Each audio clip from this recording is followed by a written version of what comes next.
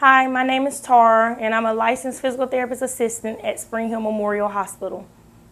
I work as a therapist assistant in 3 settings. There's the nursing home, the hospital, and the outpatient clinic.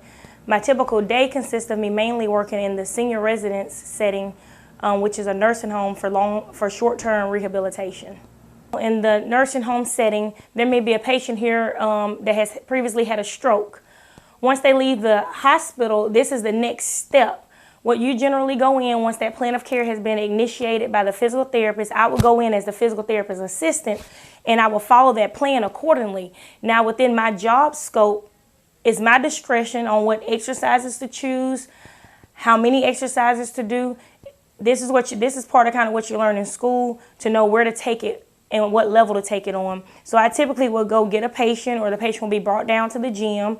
If it's a stroke patient and there's one side that's weak, I'm either going to do exercises and let them do exercises to the strong side, and then I'm going to assist them with exercises to the weak side. And all of that, once again, will depend on the level that the patient's at. Once I've exercised the patient, my next goal may be to get the patient to where they can sit up on the side of the mat, which is called balance training.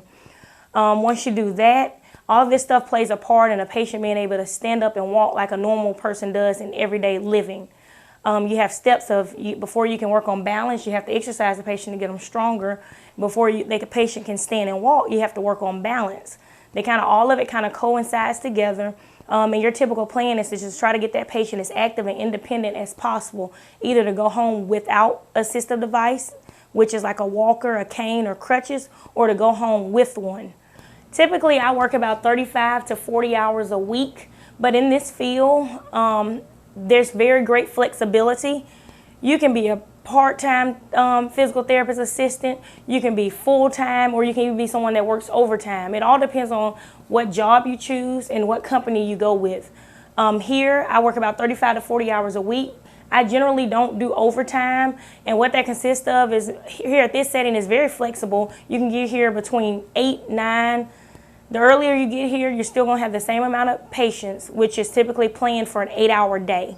We don't work long shifts or long hours, but that may depend on which company you choose to work for. Stress level for me here at the nursing home, I'm going to say min to mod.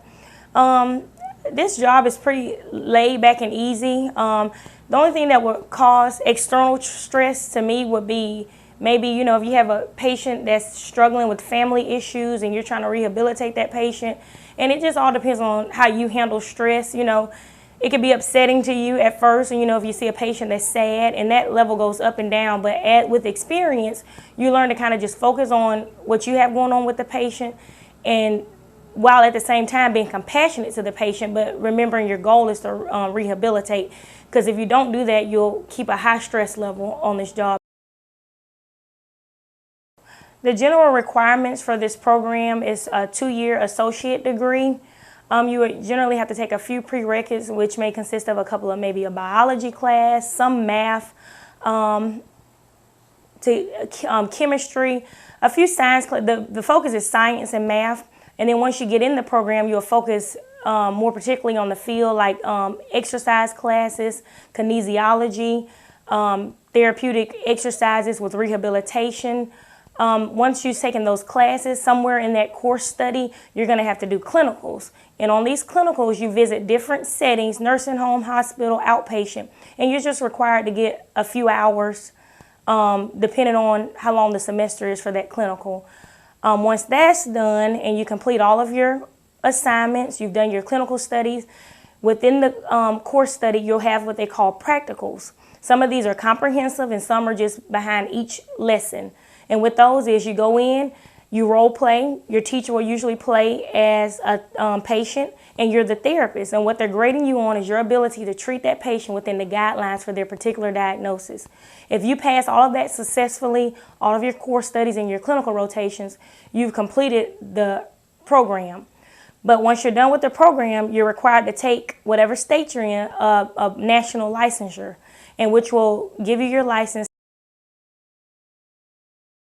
The best part about this job for me is it's emotionally satisfying to see a patient go from step A to step C, or whatever level you get to them at.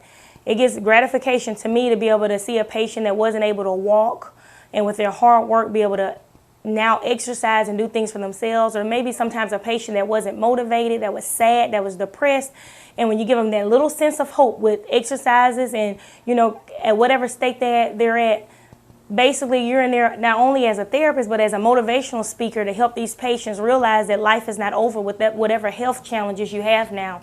And to me, that's gratifying to me. It makes me feel like I have a purpose to get up every day to do what I do. Now, in addition to the satisfaction I feel with my patients with this job, the pay is good also for a 2-year associate degree. The worst part about a job in the physical therapy world, maybe emotional stress when you get connected to your patients.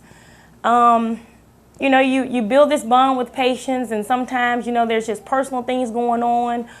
You are going to have to deal with death. It could be a patient you're working with one day, they were doing perfectly fine, and the next day you come in and they're not here anymore. So with experience, you learn how to handle that and channel that. Another bad part about the job is, yeah, it's all fine and dandy. Physical therapists, ooh, yay, we exercise, we help patients get better. But there is that one part where you're working with a patient in the gym and they got to use the bathroom. And then you have to ask yourself, do I go 60 feet down the hall to go get a nurse, or would I do what I would want someone to do for my grandmother and assist them to the bathroom? So sometimes you're going to find yourself doing CNA and nursing duties. My overall advice to anyone that may be about to enter college is, if you decide to take your way towards this field, it's a great field. Be able to work in the health, be able to know that you want to do health setting and deal with people. It's a people's job.